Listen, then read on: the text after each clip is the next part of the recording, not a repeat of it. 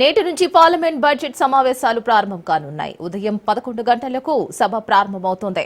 ఇవాల్టి సభలో రాష్ట్రపతి ద్రౌపది ముర్ము ప్రసంగించనున్నారు. రేపు కేంద్ర మంత్రి నిర్మలా సీతారామన్ బడ్జెట్ ప్రవేశపెట్టనున్నారు. ఫిబ్రవరి 13 వరకు బడ్జెట్ సమావేశాలు కొనసాగనున్నాయి.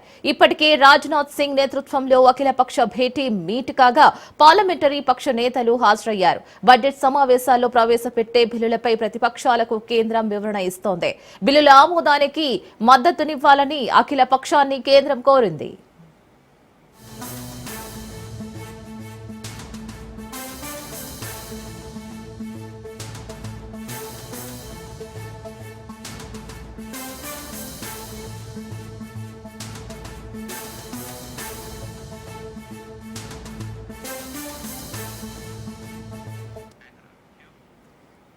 ఇక ఈ సమావేశాల్లో 16 బిల్లులు ప్రవేశపెట్టే యోచనలో కేంద్ర ప్రభుత్వం యోచిస్తోంది.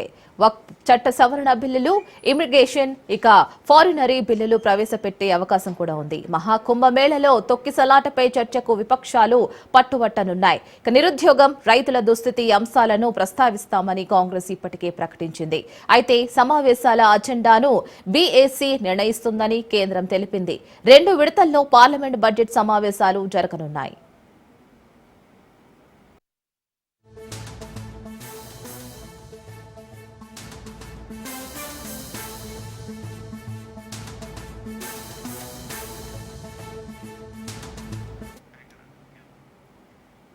2025-26 వార్షిక బడ్జెట్లో ఏపీ బీహార్ కి ప్రాధాన్యం ఇవ్వనున్నారు.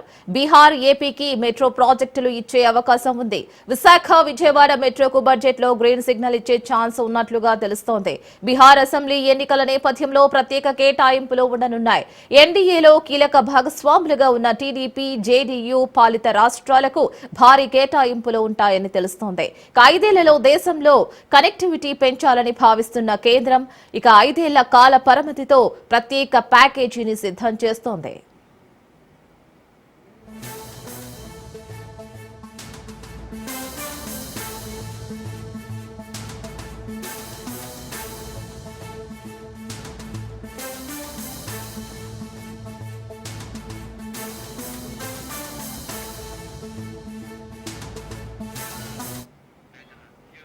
ఈ బడ్జెట్ సమావేశాల్లోనే వక్ఫ్ బిల్లును కేంద్రం ప్రవేశపెట్టనుంది. అఖిలపక్ష భేటీలో వక్ఫ్ బిల్లు జాబితా సభ్యులకు అందజేయనుంది. ఇక వక్ఫ్ సవరణ బిల్లు సహా 16 బిల్లులు కేంద్రం తీసుకురానుంది.